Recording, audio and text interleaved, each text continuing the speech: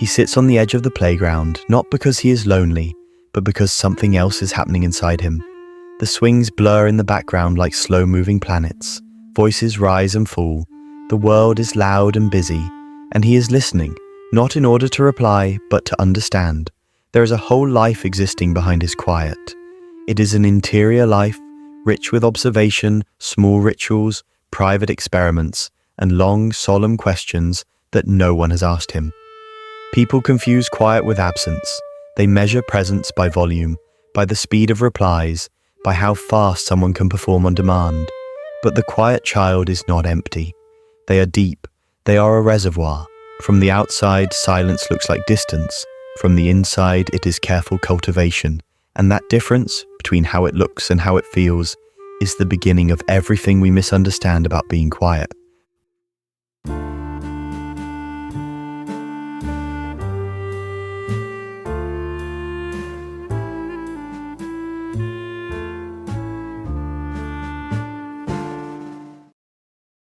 Why does a child choose silence? Sometimes it is temperament. Some children are born with nervous systems that prefer low stimulation. They find stillness restful. Other times, silence grows as a defense. In households where speaking up brought criticism, where emotion was inconvenient, a young mind learned to self-soothe by withdrawing. In classrooms that reward speed and participation, quietness is treated like a defect rather than a gift. Yet neither temperament nor survival strategy tells the whole story. The quiet child often contains a paradox, intensely social in their way, but cautious in the ways the rest of the world demands social engagement. The quiet child sees patterns. While others rush to be heard, they notice who is left out, the micro moments of hurt, the way a teacher's smile changes when someone misses a question. Listening is their craft. They collect impressions like stones. Later, those stones become metaphors, sentences, inventions, music, the untouched material of creativity. Think of the poets and the scientists who began as watchers rather than talkers. In silence, they learned to accumulate nuance. In silence, they tested the textures of the world before making a move. And yet, silence is fragile. It lives in a social economy that prizes performance and immediacy.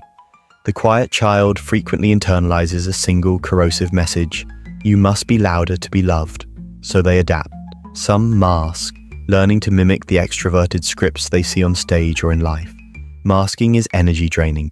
It makes the inside grow colder. Others react by withdrawing further, convinced that the world will never slow down enough to meet them. What begins as a strategy for safety becomes a lifelong negotiation between self and expectation. There is also a moral subtlety here. Quiet children are often assumed to be well-behaved, obedient, easy. Adults relax, but easy is not the same as nurtured. A child who does not demand attention may not be getting it. In schools and families, attention is sometimes allocated not by need, but by volume. The child who shouts their need gets it first. The child who whispers waits. Those long waits accumulate. They are small debits on the heart's ledger that, over time, compound into a certain entitlement of silence, expecting less, asking less, believing that one's needs are optional. This is where the psychology curls inward. Quietness can be a chapel and a prison. The chapel is where reflection breeds insight. The prison is where self-erasure becomes habit. The quiet child learns to interpret their own voice as risky. They rehearse the sentences they wish they could say, and then decide not to say them. They become fluent in apology as a form of preemptive protection. Sorry, I don't mean to bother, before they've even spoken. Over time, the apology becomes an identity, a way to survive under the assumption that their presence is an imposition. And yet, there is a power in that apology. Quiet people, when they finally speak, tend to be heard. Their words are like dated coins. They spend carefully, and because they are rare, they are noticed.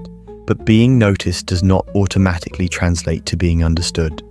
The quiet person's language is often indirect, symbolic, or slow. Modern conversation favors the immediate retort, the zippy comment.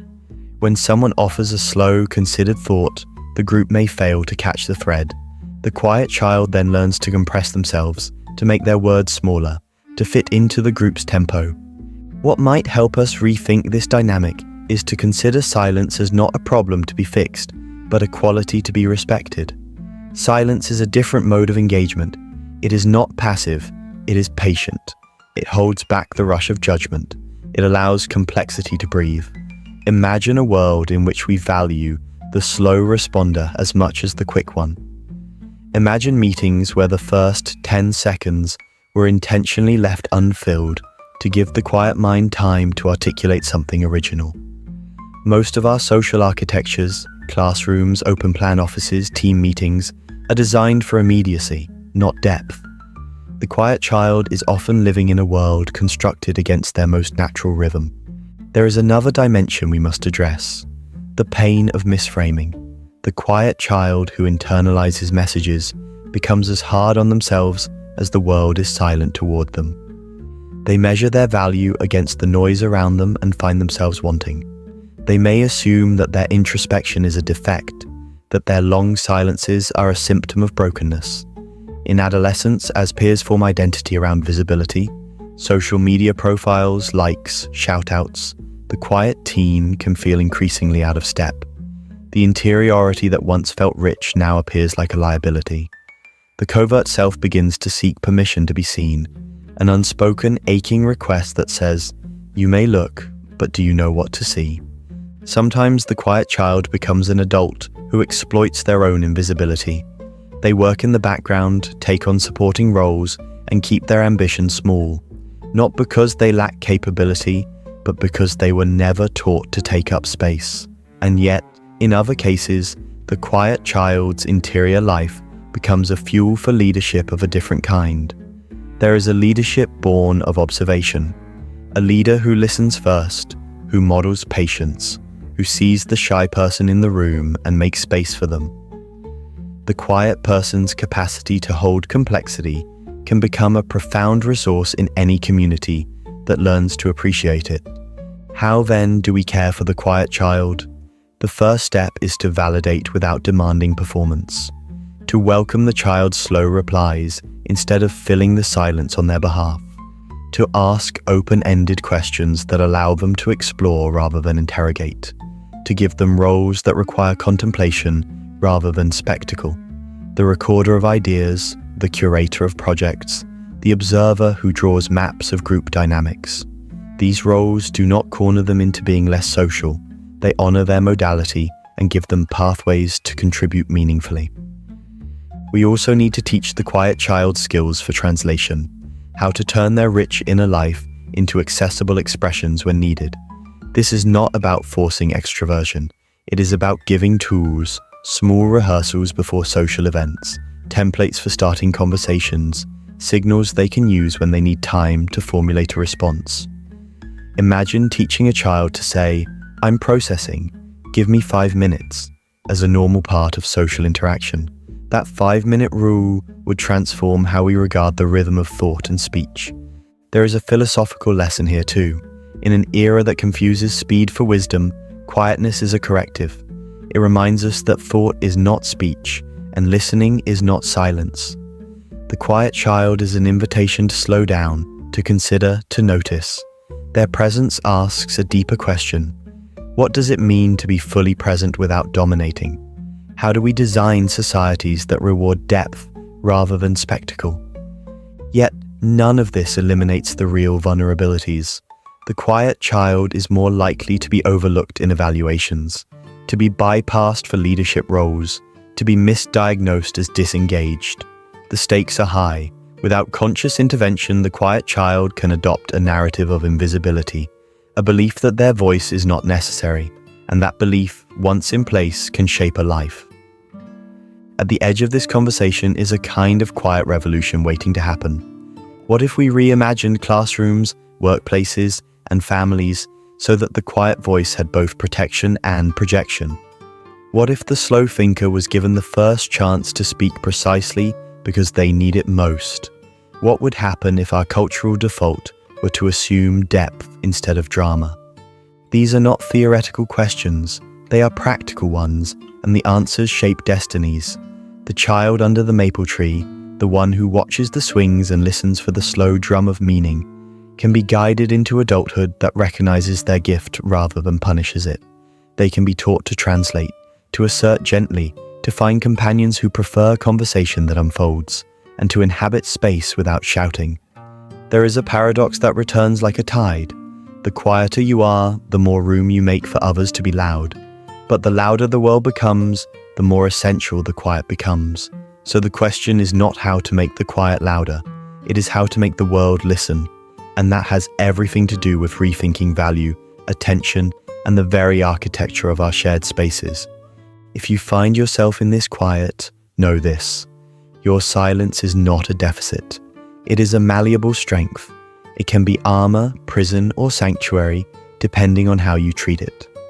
The path forward is not to erase the quiet, but to learn how to steward it, to let it be both refuge and instrument, both safe harbor and loudspeaker when necessary. There is a way for the quiet to teach the loud how to listen, and for the loud to teach the quiet how to be seen.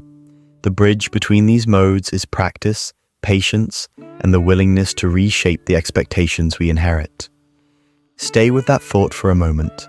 There is more to uncover: how the quiet translates into different adult archetypes, how silence intersects with creativity and leadership, and the practical rituals a quiet person can adopt to thrive without becoming someone they are not. Still, there's a hidden struggle in being the quiet one. He is constantly underestimated. Teachers overlook him for leadership roles. Friends forget to invite him to plans because they assume he wouldn't want to come. In group conversations, his ideas are ignored until someone else says the same thing louder, and suddenly it's brilliant. It's a strange kind of invisibility, one that can make you feel like you're both present and absent at the same time. And yet, in that invisibility, there is freedom. The quiet kid can move through life without the constant performance others feel trapped in. He can observe without being observed. He can learn without the pressure to constantly prove himself. This is why so many quiet kids develop rich inner lives. They have the space to think deeply, to feel deeply, to dream without interruption. But here's the paradox: the same silence that protects him can also isolate him.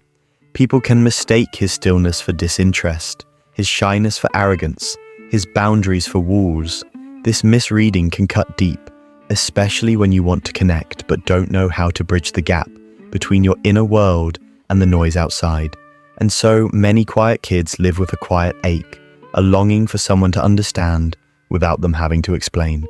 There's also a reason why so many quiet kids grow into thinkers, writers, artists, and innovators. They've spent years watching the world without constantly participating in it, which means they've had time to actually understand it. They know how people move when they think no one's watching. They see the flaws in the systems everyone else takes for granted. They recognize patterns before they become obvious, and in their own way, they begin to shape the world, not through noise, but through precision. Still, the quiet kid's journey isn't without danger. Silence can turn into self-erasure if it's born from fear instead of choice. If you've been told your voice doesn't matter enough times, you might start to believe it. If you've been dismissed every time you try to speak, you might stop trying altogether. And over time, the quiet kid might start to hide not just his voice, but parts of himself. But the truth is, quietness isn't about being less. It's about being more observant, more thoughtful, more deliberate. The quiet kid doesn't need to shout to make an impact. He doesn't need to be the center of attention to influence the room. Sometimes the most powerful person in the room is the one who doesn't fight to be heard, because he knows that true influence isn't about volume, it's about presence. And perhaps that's the quiet kid's greatest gift. While the rest of the world is busy reacting, he's busy understanding. While others are speaking just to fill the silence, he's holding his words until they matter. And in a world drowning in noise, the one who can sit in stillness and listen is the one who sees the clearest. Because sometimes the quiet kid isn't just watching the world, he's studying it.